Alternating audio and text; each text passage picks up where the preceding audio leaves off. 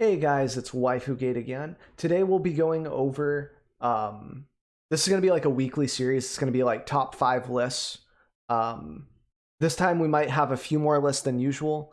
And this will be like top 5 list of the week basically, where we kind of look at what we would find in the standard league or maybe a big tournament like, MFO, like Magic Fest Online, etc. And we're just going to kind of analyze 5 lists and like maybe have some honorable mentions and such. Um, so that's basically what we're going to be doing. This time we'll be going over the what I think to be the most popular decks for the Red Bull Qualifier coming up this Saturday. And since I'm prepping for the tournament myself, I think this is just a really healthy topic to cover. So we're going to jump right into it. So number 1 deck I think we're going to play is going to be, or see, specifically, is going to be Yorion Luca. So this list, we've seen it a lot on the ladder. We've seen it a lot, in events. Like if you go to play standard event here, it's pretty common. And it's common to see in quick play. It's pretty much just the most prolific deck right now. So basically, like this is a pretty standard list. This is from a Magic Fest Online Friday, May 8th. So a pretty recent list. We could look at a different one here too and kind of compare. But basically what this list, its goal is to, this is the first time I've seen one with 3 Mythos main board. That's interesting. So this list basically likes to produce tokens with Omen of the Sun, with Birth of Lettuce, and Castle Ardenville, I believe, are the big token productions, and Shark Typhoon. Basically, like a lot of the cards in the deck produce a token, and the idea behind this is you only have 1 hit for Luca for his -2, which is exile target creature you control, and then hit something with a higher CMC, and then boom. And how's it going, BL? But yeah, so that's pretty much it. And then it always hits Agent of Treachery, which allows them to kind of snowball into a lot of value. This is very frustrating to play against. And then Yorion is here to blink in agents, to blink in planeswalkers, to blink in everything in the deck, basically, omens, etc. Elspeths. There's just a lot of power play. So it plays sort of like a control deck. And then it also has fire, so it's able to play like multiple things in a turn. It's a very explosive deck. And then it also runs like no counter spells main. Its sideboard is a few counter spells, some omens for aggro, just so they don't automatically die to those, 2 clarions for aggro. That way they have a total of 6 board wipes in a 80 card deck, which is not terrible. And then 4 mystical disputes and 2 trawlers. I think that the 2 trawlers here are maybe like a hidden sideboard tech, not really hidden, but you're able to put 2 more cards into your deck, so that agent isn't your only game plan. So if people unmoored ego the agent, you don't just auto lose. I've had that happen to me on ladder here and there, so I like this sideboard tech here. And then the other stuff is just for control, basically 4 disputes, 2 vetoes, so that you can kind of get your fires down or protect yourself from an Elspeth, stuff like that. So I think positionally in the meta, this deck is pretty good. A lot of professionals. A lot of people, like I was watching Jerza do his podcast, a lot of people think that this is a very strong deck for very good reasons. So I'm pretty sure we're going to see at least a couple of these in the tournament. I'm not sure how much of a percentage, but quite a bit. Yeah, it just pumps out a lot of value with planeswalkers as well. 2 Elspeths is pretty interesting too. I've usually just see lists with 1 of these. And the mythos here are for copying other ECDs so that you can ECD their ECD a little bit more easier. They're useful against other agents in the mirror matchup. And in these decks, it's really funny because normally you're worried about running out of cards because you're drawing 3 off of agent here and there, especially with extra copies. But you have like 80 cards, so it's not as relevant, which is pretty cool. Something I like. And you can really just steal away the game with Shark Typhoon, like making a 5/5 Shark Typhoon 6/6, and it's just really solid. Overall, pretty nice. You also have cycle lands, so those can kind of help you out of ruts on top of being your best land for producing all of your mana. Just really nice. It's got a lot of looks at different cards with omens. So overall, I think this list will do pretty well. And like I said, I think these are for aggro. Like in these types of videos, I'm trying to figure out like what their sideboard plan is against certain other decks, like what they're teching for. Like I think that this is for like Sakdos, being able to take out priests and stuff without having to commit too many resources. Same thing with Clarion, being able to wipe out the board for aggro and mono red, etc. Like you get Deafening Clarion down before an X or something. Stuff like that. It's just not bad. And then the vetoes obviously are for control matchups. And then the disputes, same deal. Like just being able to resolve your own Teferi so you don't have to worry about instant speed shenanigans, and you just kind of get there with your own cards. So yeah, that's pretty much covers this list for the most part. It's probably going to take the tournament, but who knows? I'm trying to figure out like what kind of counters this myself as I'm playing on the ladder right now, and it seems like Bant isn't too bad. Like Bant Yorion is pretty okay. You just have to run more counter spells to try to stop them from doing what they want, and then to close the game out quickly. Veto and dispute for the mirror because you take out fires in the mirror. Okay, that makes sense. I didn't know that. I haven't really done a lot of reps with this list or seen a lot of professional play, so I'm still trying to catch up to it. Mirror Racker, cute. Yeah. There we go. So that's pretty much good. Next list is Tamir Reclamation I have here. This is from Standard League. So this is a 5-0 list. This might not be set up for a tournament. Something to consider when you look at these lists. I don't think the Standard Leagues are open deck list. So no one brought this to a Magic Fest. No, we had 0 wins and drop. Tamir Reclamation. Magic Fest Online 8, 5x, 5-2. So like maybe we look at this list instead. This is a qualifier, 5 wins. This looks a little dated though. Not sure if this is correct or not. Not sure if we're looking at a good list. This looks pretty basic though. Not sure which list we want to look at. There's no Uro in this list, which is super weird. I think like one of the 5X lists from a qualifier is more qualified to be in this video. So we'll look at this. So here we've got a pretty expansive sideboard. It was good flux. We're doing a YouTube video right now, but I got a lot of good sleep. So here we're looking at a pretty expansive list. Hope you've been doing well too, by the way. So 3 Uro, 3 ops, so a lot of movement. Not bad. Got Thassa's, Mystical Disputes. So already pre-boarded against Teferi, which is pretty important. So that's what they're looking to target with this. Thassa's is a good catch-all. Nice one of to be able to dig you for your win con, which is Expansion Explosion. I've seen a lot of lists run 3 of these. It's probably up for debate. Probably write an essay on it or 2. 2 negates also for Teferi. 1 of Essence Scatter, which is pretty spicy. I don't really like 1 ofs too much, but I understand it with cards like Thassa's, not so much neutralizes and stuff. And then 3 Shark Typhoons, which I think should probably be at 4. But I don't know. 2 Blast Zones seems a little greedy on the lands, but I could kind of see it.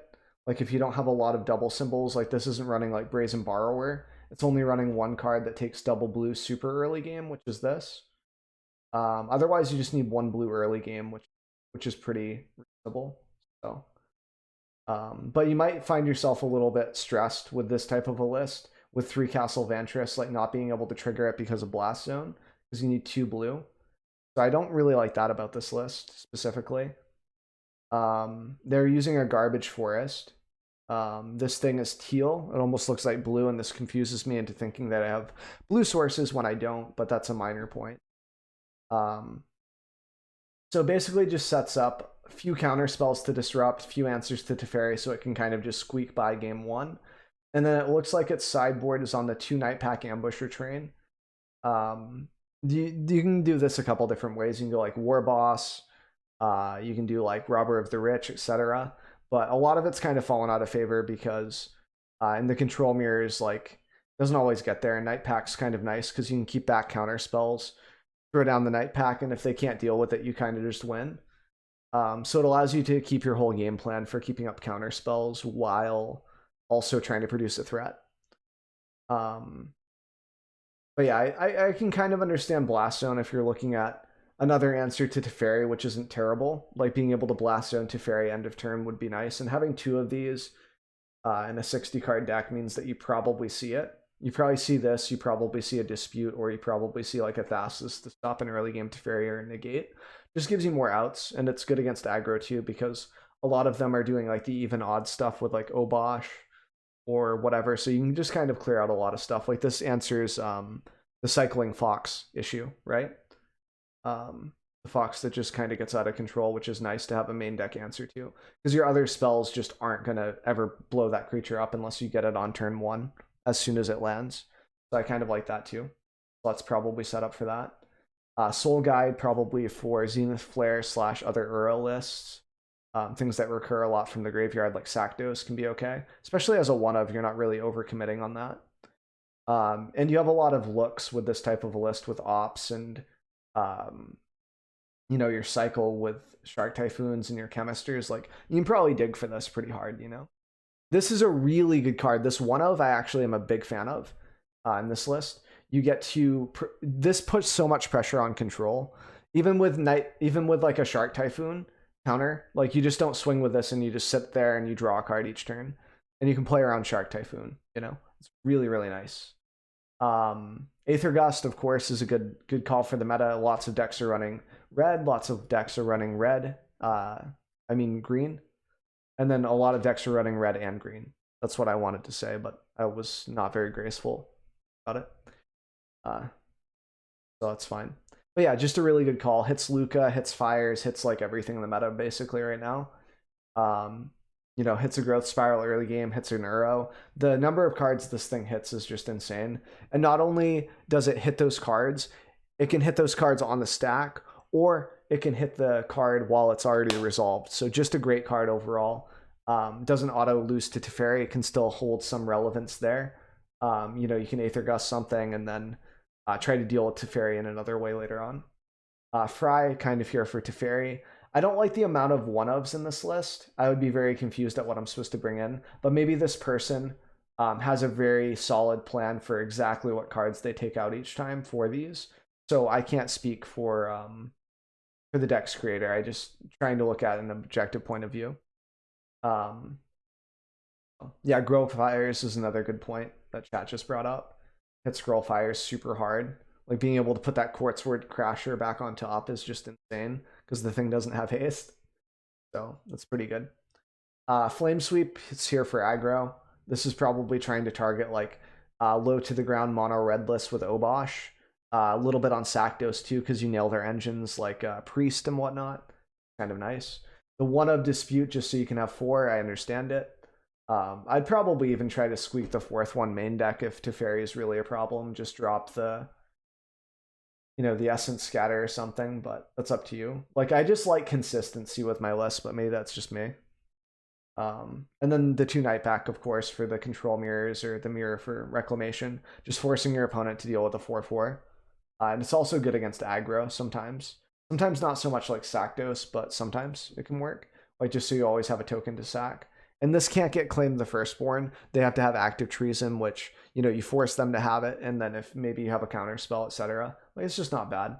But I think that this is pretty positioned because, mainly because Reclamation is a deck that we've seen a lot of, you know, from the past few metas. Like, it's been a very consistent deck, very powerful, can just take the game out of nowhere. And it's just had a lot of, like, a lot of reps. Like, a lot of professionals have played this deck. A lot of people have analyzed it. So if you get a list from one of these tournaments or, you know, just from the league or whatever else, it's just gotten so many views, you know, so many takes. So it's just a well-rounded deck that's been flushed out is the word that I was looking for. So I think we'll see this a lot in the tournament. Especially from people who have played this deck and they're like, oh, this is a tournament. I got to bring something I'm comfortable with. Bam, you know. Just goes over the meta. Okay, so Jeskai cycling. So I mean, we've seen this list a lot. There are a couple different variants, like some variants that actually cast the blue spells sometimes with the cycle lands, and then there's this one which is a little more common, I think. So the only rare in the deck I think is Luris, aside from the lands. So this is like a budget option. So people new to Arena is also probably a reason why we're going to see this deck. A lot of people just wanting to try their best to get into the Red Bull Qualifier. I think people on a budget are going to just look at this deck and drool for good reasons. So almost all of the cards are commons and uncommons. Basically this deck looks to also, like, just before we go here, Expansion Explosion is what this deck does. It just wins the game by doing like 20 damage to your opponent. Something I didn't cover here specifically. And then sometimes from the sideboard it uses Night Pack Ambusher. Wilderness allows you to untap all of your lands at the beginning of your unstep. So you float all of your mana, untap, and then tap it again, and then you just Sonic Boom the opponent into oblivion for like 20 damage. So there you go. And then it tries to hold up counter spells also with this while producing threats with the mana. So Luris, so this allows you to get back one of your engines late game. It's not a huge deal, but it's just kind of nice to have the consistency. And the like drawback of this card is that you can only, each permanent in your deck, in your starting deck, has the converted mana cost of 2 or less. You just get all of these cards that all of your engines are 2 or less anyway. I don't even think there are good cycle engines for 3 mana, so it just makes sense. So this deck usually tries to produce one or two threats early game. It doesn't overcommit to the board usually. So it's like a Flourishing Fox early, start cycling, and then you either get a Stinger or a Rescuer, usually not both, because they don't want to play into Clarions, they don't want to play into Shatters, etc. They want to have a backup plan, or to use these cards in their hand to cycle, to proc the effects of the cycle cards that are already on the field, instead of developing another thing, because then they might run out of things to cycle. It's very possible, even at 18 lands, it can still flood out. Variants, it'll happen. So they have a lot of nice tech here. Go for the Blood gives you interaction with the board state. A Fox can pretty much take out anything with Go to Blood. And then you've just got lots of cards that take 1 cycling, and it's just really easy. So the blue cards you're never really going to cast because you don't have blue mana. Sometimes the ones that run the Triomes can sometimes cast this for spiciness. So, and then the deck just cycles. It's dealing damage to you with Stingers, it's hitting you with a Fox, etc. They bring you down to about, 15, 10 HP, somewhere around there. And then out of nowhere, you get Zenith Flared, which is deal X damage to any target, and then you gain X life, where X is the number of cards with a cycling ability in your graveyard. So this usually hits for like 10 out of nowhere. Just RKO style, just boom. So it's really hard to deal with. You have to hold a counter spell for this, and decks like Jeskai Luca can't really effectively hold up the counter spell. So sometimes this deck kind of plays like an aggro list, where it gets in under the greedy decks and just punishes them for not being consistent enough compared to the consistency of this list, which is pretty good because like you just have so much cycle. You can see your lands, you can see your answers, and all you really have to do is find 1 to 2 Zenith Flare and you can just win. That being said, sometimes the fires list will sideboard out their fires, and they will instead like sideboard in like vetoes, disputes, etc. to try to mess with you a little bit. That way you can't always just Zenith Flare for free. That's what those decks are going to try to do to fight it. Yeah, that's pretty much the main battle plan for cycle. And then Luris can sometimes bring you back a Stinger to help you get there, finish out the combat, just kind of cycle a little more, do a couple more damage with the pings, and kind of get there. So this is kind of for the mirror matchup. This is for aggro in general, dealing 1 damage to wipe out the token army. Pretty interesting. There's also the variant that uses blue mana for Unbreakable Alliance, I believe it is, which is like if you've drawn your second card for the turn, you get to make a 1/1 flyer, like a fairy, I believe. And then it also uses the blue mana sometimes. Like it'll use this to make a 4/4 dude on the Fox, and then it retains its counters, and sometimes you can just get in there for lethal. It's just another variation of the deck, but that one actually needs blue mana. And that one can kind of fail because of the consistency on its mana once in a while. It adds that type of unstable variance, like just another factor for it. Improbable alliance. Someone corrected me in chat. Improbable alliance, not unbreakable alliance. Improbable. Okay.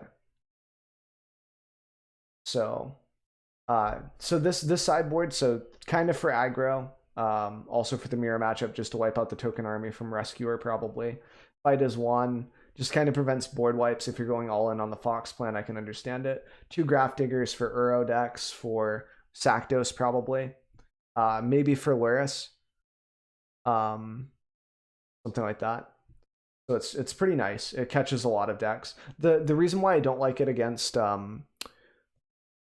Luris decks is because, or not Luris, Yorion Jeskai Fire's shenanigans is because they can sometimes just bounce this with Teferi and then do their agent thing. So it's like you don't really stop their plan as much as you used to with this card. So it's okay. It's decent. Light of Hope. Gain 4 life, destroy target enchantment, put a 1/1 counter on target creature. This is an interesting tech, because normally when you have destroy target enchantment, you're setting yourself up specifically to defeat something. Whereas sometimes you would want like destroy target enchantment or artifact. So yeah. Someone in chat saying that Soul Guide Lantern might be better for like the mirror matchups, which I agree with. The budget deck that I set up for one of my other videos for cycling actually replaced Graph Diggers because it was a rare with Soul Guide, because a lot of the mirror matchups, like the mirror matchup, you can just exile all of your opponent's cycling stuff. You can draw a card if you need to, if it looks like you're going to be able to combo out faster. It's just a more versatile card in general. But yeah, it doesn't shut off cat as much. So if cat is the concern, if you think you're going to see a lot of cats in the Red Bull Qualifier, this is still a pretty viable option. Same thing with Apostle of Purifying Light. You can just exile the cats from the graveyard. You can exile all of your opponent's cycling cards if you want to. The downside is your opponent's going to keep cycling, and you're just like, well, my protection from black's not really doing anything here in this matchup, for the mirror matchup. But and I'm spending 2 mana each turn not to cycle, right? So it's like if you think your opponent's about to Zenith Flare, you Soul Guide's just a better card. But if you have Soul Guide Lantern plus this for cats, I think that's a good setup probably. I'd want 3 Soul Guides so I could see them. 2 Devout Decrees, pretty useful for the mirror, pretty useful in general. Like it hits a lot of the meta. Exiling red or black planeswalkers, really good for Sakdos, really good for could be good for like Groll Fires, being able to exile a lot of their engines and such can be all right. It might be a little slow for Fires because like you'd want to exile the Kahira or something, which is a white-green creature, because by the time they get Fires down, it's like you need Light of Hope to be able to blow up that fire so they don't do more than one thing. And you probably don't care too much. You probably just want to slow them down a little. 3 is bad. I don't know. You want to see it, right? Especially, well, maybe in this list since it's only 60 cards. I'm thinking about like 80 cards for 80 cards for and thanks for the follow, dude. I appreciate it. Yeah, I could see it for a 60 card deck being 2. Probably be able to see it. And you don't want to see more than 1. So yeah, the Devouts I'm not really sure about. The Fries are good against Teferi. They're good against Yorion. It just kills Yorion for 2 mana, which is nice because that's probably going to be a stone wall that just like kind of sits there, taunting you, making it so you can't swing in. So you start losing tokens when you go to swing in and whatnot. So I kind of understand this. But yeah, this list is just very explosive. That's why I think people are going to play it. A lot of people have been playing this on ladder. It's cheap, it's budget, which is another reason why I think we'll see it. Yeah, we'll see what happens here with this. Winona Midrange. So there are a couple different variations of Winona. There's Jeskai, which uses like Agent of Treachery as the big payoff card, and then there is there's like Naya variations that use a lot of creatures just to keep swinging in and doing a lot of damage, one-shotting the opponent instead of. I see it mostly in historic, not really standard though. But I think we'll probably see Winona Midrange at least in some capacity this weekend for the Red Bull Qualifier, just because it's very strong, very explosive. And the biggest upside of this deck is that it plays like an aggro list, so it can just win games with War Boss sometimes. This guy right here. Where's he at? War Boss and Haktos and stuff. Like it just hits so hard that it's hard to stop sometimes. Like you have to have Shatter plus like a follow-up answer for them usually. And if they happen to get like an Agent of Treachery, the game's just kind of over. Because they get agent, usually when they get one agent, they get multiple, and then it just kind of snowballs out of control. Much like Jeskai Yorian. Like it has that same impact with Agent of Treachery just taking over the game. So what does the deck do? It kind of just looks to play early game plays like Sailor, Prince Charming, Raise the Alarm, being able to produce tokens. So the general idea is to produce stuff to swing in with Winona by turn 4, which is whenever a non-human creature you control attacks, look at the top 6 cards. You may put a human creature card from among them onto the battlefield tapped and attacking. It gains indestructible until end of turn. Put the rest of the cards on the bottom of your library in random order. So like you'll get 2 tokens here on turn 2, maybe a Sailor. So by turn 4, you're swinging in for 1, 2, 3, like maybe 2 to 3 tokens. Sometimes you have a War Boss and that swings in too. This gives you extra dudes. It's just crazy. Yeah, green's pretty common too. I'm just looking for what we have here that's easily clickable. Not really worried about other lists at the moment. Like I could like dig for another list that splashes green for something, but we already kind of covered the green type deal, I think, with the Naya thing. But if people are just splashing green for that, cut blue completely. Yeah, we just talked about that too. I just think that a lot of people are going to run the list that they see in the last Magic Fest online as well. Like people are creatures of like, they see it and they copy it a little bit. So they'll be like, oh, Jeskai Winona, this is the one that was in the Magic Fest. I'm going to play this list because it did this well in this event. So we'll have to see, like what lists will be more popular. But I'm saying that we're going to see Winona in some capacity for the Red Bull Qualifier. That's what we're sort of going over for. Over this for. The one with Kenrith is pretty interesting too. Interesting. Nice tech. Some draw engine for late too. Especially if you have a lot of resources from grabbing your opponent's lands and they're staying in the game. It's pretty interesting. And then it's got like Fabled Passage. No lands that produce tokens, interestingly enough. It's probably just too slow. So 2 red cap melees. Pretty good card, honestly. Like this can also like hit a Teferi for quite a bit. Better options for Teferi. 3 Mystical Disputes because it actually has the blue mana. That's another thing I like about this one too, is it doesn't go all in on the aggro plan. It can have some interaction for board wipes, especially with the 4 vetoes. So this is pretty set up against like Luca Fires, just to make it so that they aren't allowed to do anything. And thanks for the follow, man. I appreciate it. And then we've got 2 Aether Gusts also for like Luca Fires, for Girl Fires, just anything with fires in its name. What this card is for. It's also useful against like Saktos sometimes, depending on what their variation is. Like if it's Obosh without Priest and they can't draw the card immediately after, it's pretty good still. And it sets them back a lot, especially if they need a land drop as well. Embrith here probably for Cat Ovens, even though this is less effective than it usually is. If you can at least stall them out, it's probably good enough. Like if you can blow up the oven early game and force them into playing like an early Luris, and then you take control of the Luris by being able to Winota and such. It's just nice to have the option to slow them down. I'm not sure what other artifacts are super big in the meta right now. None come to mind aside from Oven. Embercleave, I guess, but that's kind of died off even in mono red because a lot of people are going Obosh. So Stone Coil Serpent and Clover. Okay, yep. Yeah, those are some good ones. Chat's helping me out. For Cage and Clover. Oh yeah, for Cage too. Oh yeah, Cage is the big one actually. Yes, that's probably the biggest one, is Cage, since this list isn't running Teferi to bounce it. They do have Brazen Borrower to bounce the Cage during their go off turn too, so that's kind of nice. So between those 4 copies of cards, it's probably fine. Fire Prophecy for aggro. Since this doesn't hit Planeswalkers, sometimes people run Scorching Dragonfire over this so they can peg down like a Teferi or something too.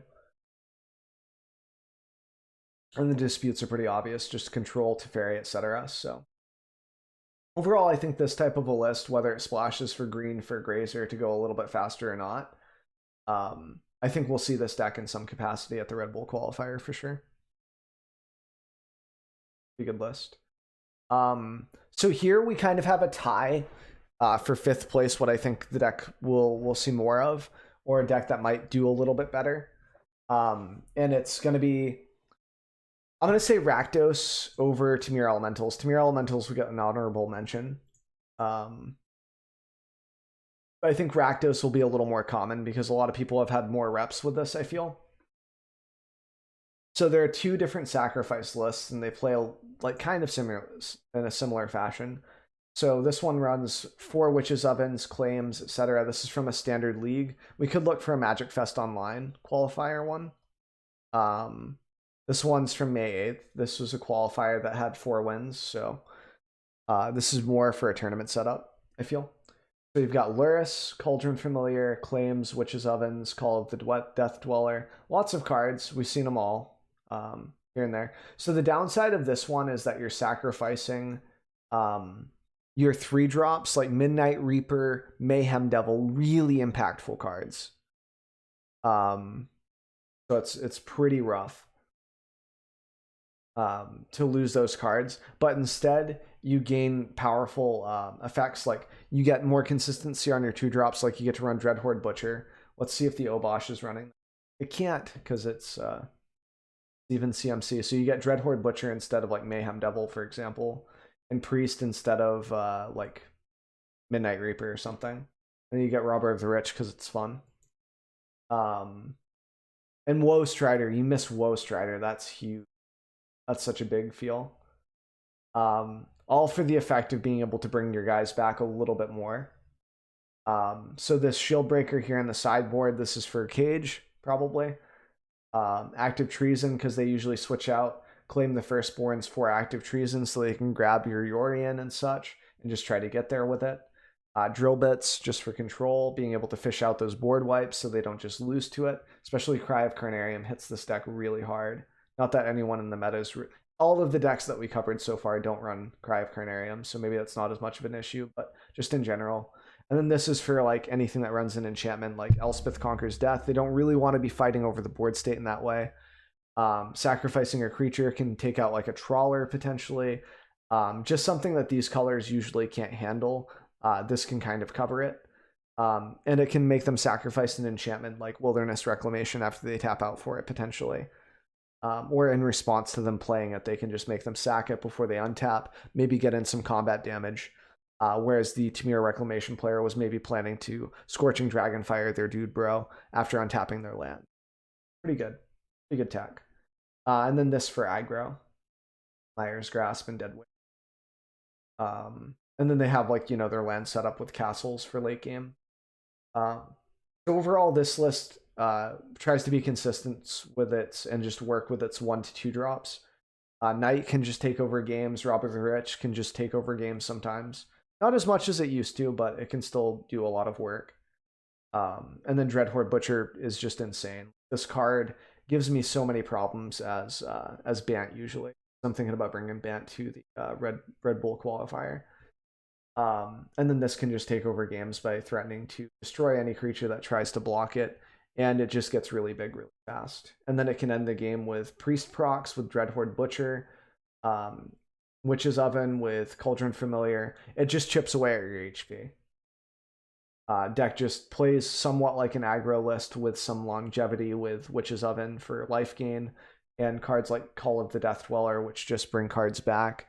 Luris, which just brings a card back, etc. Just continues to put out threats until you either stop it or they just give up because you've been, you know, stopping them from recurring and whatnot, and it looks like you're gonna win. They might scoop. So just a really interesting deck, and they also claim the Firstborn Priest. Use the mana. There's a lot of good plays with this. Use the mana, bring back Gutter Bones, etc. It's just kind of insane. And people have been testing this for a while. Like Aristocrats have been pretty popular. Know a lot of people swear by them. There's also the Orzhov Luris list, which is kind of interesting, but I think less consistent than these. Like it's been less tested, I feel. So, and then we've got the Obosh Sacrifice. So I'm kind of tethering these two decks together since they have a similar game plan. So just Sakdos in general, Aristocrats.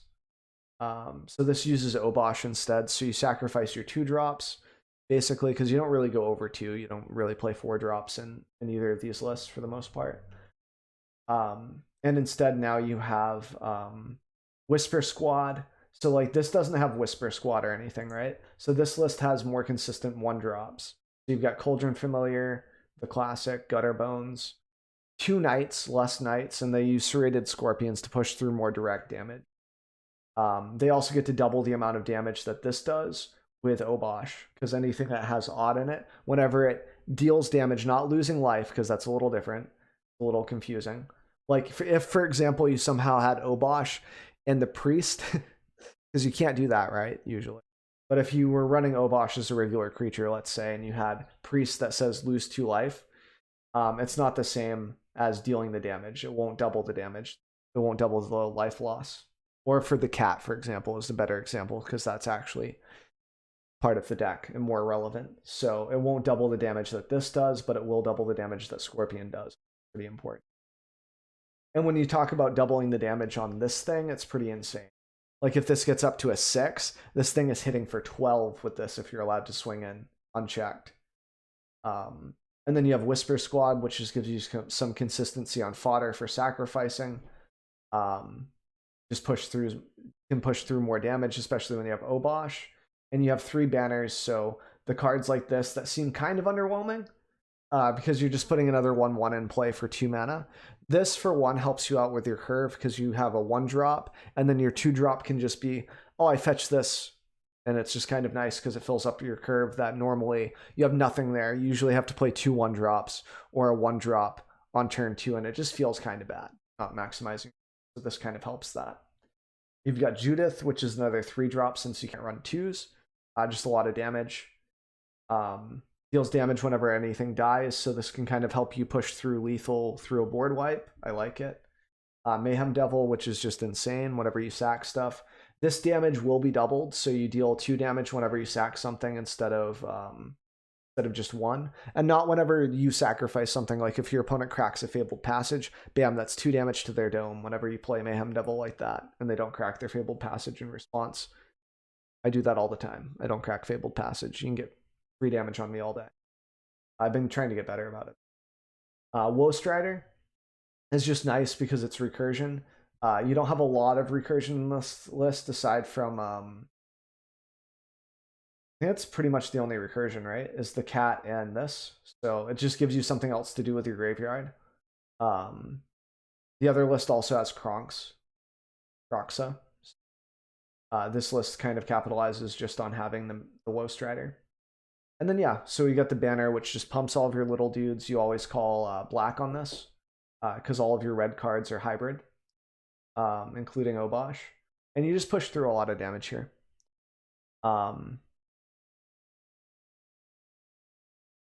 There you go. And then the sideboard, one of your sideboard cards are taken up by Obosh, which is fine. You have the 4th Claim the Firstborn for aggro, 2 Disfigures for aggro, Active Treason for like Yorion, maybe for aggro. Like Roll Fires and stuff, being able to take their Quartzwood Crasher is hilarious. And then you've got Call of the Death Dweller for a little bit of recursion. This to fetch for board wipes, grab the Shadow of the Sky from your opponent's hand, the Clarion, etc. Grab Elspeth Conquers Death, whatever you want, really. Whatever's relevant in their hand. Irrelevant, enters the battlefield, choose 1, destroy target artifact, or it gains haste. So this is kind of interesting over the Shield Breaker, I guess, tech. So like you can destroy Cage with this. Or if they don't have Cage and it's close to lethal, you can just have them come in and attack, which is pretty interesting. And then you've got 2 Midnight Reapers to counteract the board wipes, and 1 Cavalier of Night just for attack. I can kind of understand it. Maybe getting through the Yorion or getting through aggro, just being able to have a 4 or 5 lifelinker can make a huge difference. Pretty interesting. So I think we'll see both of these in the tournament in some capacity. People who have been practicing on ladder with these decks will probably just bring them in. And then honorable mention, because these are the 5 decks, like 5. I know I used 2 Rakdos lists. There's that. So this runs 39 lands. Jeez, that's a lot. So this is a grazer list. Your elementals. This is a qualifier for 5 wins. So we've got grazers, leafkins, risen reef, Uros, Omnath, scampering scorcher, 1 Thassa. I like the 1 Thassa tech, love it. Because this can shut down the aggro matchup too just by paying 4 mana. Tap that guy down, tap that guy down. Oh, you have Embercleave on him? Tap him down. It's kind of nice tech. 4 Cavaliers to Stonewall the aggro. Stonewall, some Shark Typhoons for a minute, the Yorion, etc., the Dream Trawlers, and 4 Agents for big payoff late. 2 Mythos, 4 Genesis. Just a lot of value, man. A lot of... I appreciate that, Teddy. How are you doing, man? We're recording a YouTube video, but I appreciate you stopping by, man. Like, I'll be able to talk more in a couple minutes. Hope you're doing well, though. So we got 2 Soul Guide Lanterns for the sideboard. So basically, what we're trying to do here is use Yorion to blink in effects, get a little bit of value, have a flyer, maybe get extra procs off of Agent, and just ramp in general. Ramp, ramp, ramp. Try to make it so that you have too many threats that your opponent can't just answer it with 1 card, is the idea behind this. And lots of lands, because you're going to get through them with Cavalier and Risen Reefs and stuff, and you want to hit those extra lands to ramp. You can do stuff like Genesis, get more lands out of your deck, etc. You got 2 Soul Guide Lanterns here for Zenith Flare. I feel like this could probably be 3, since you might not see them in this list with as much digging. You do have a lot of digging power, but I guess it's up to preference and what you're really trying to lock down on. 2 Gust, because it's just one of the best sideboard cards right now. I should probably consider them in my ramp list. 2 Prophecy for aggro, and thanks for the follow, dude. I appreciate it. 3 Flame Sweep for aggro. Really good. This is looking to target like Sakdos list, basically. And to be able to keep their draw going. When you have something like 39 lands in your deck, you really want to be able to control how many lands you actually need. So you can put a land back with this while you're fighting against aggro to try to look for your sweeper, etc. So it's just kind of nice balance. And then 3 Disputes, 2 Negates for Teferis and for Elspeths and stuff that they can't really deal with. So just a well-rounded sideboard here. I like it. Looks like a very solid list. I might give this a roll, actually, eventually. See if it's any fun on the ladder. I know someone in chat's been saying that they've been jamming this and they like it. I think we'll definitely see this in the tournament too, but this is our honorable mentions. So we'll be doing something like this each week. I'm not sure which days we're going to be releasing it on a weekly basis. This week it's going to be released a little early. It might be that I just released it on Fridays anyway, because Friday Night Magic, maybe you're looking for a deck for the tournament and this pops up, so you're able to kind of prep for that. Maybe that's what we'll do, and we'll release this video first this week. But I'll be doing this each week, maybe not necessarily for the Red Bull Qualifier, since that's like, kind of a niche thing that's happening this weekend. But just in general, we're going to be going here, going metagame, and just looking at maybe the standard league lists or an MFO, like Magic Fest Online, and just analyzing 5 lists that we think are really, really solid in the meta and why. So if you guys enjoyed this, feel free to subscribe, whatever you feel like doing. Comment below if you have any comments, if you have any questions on why specifically I think this list is better than this one, any of that stuff, love it. Just jam it in the comments below. Or you can feel free to stop by my stream. I stream from Tuesdays until Sundays, usually 2 a.m. until like 9 a.m. Central Times. So appreciate it, and I will catch you guys later. Hope this was useful, helpful.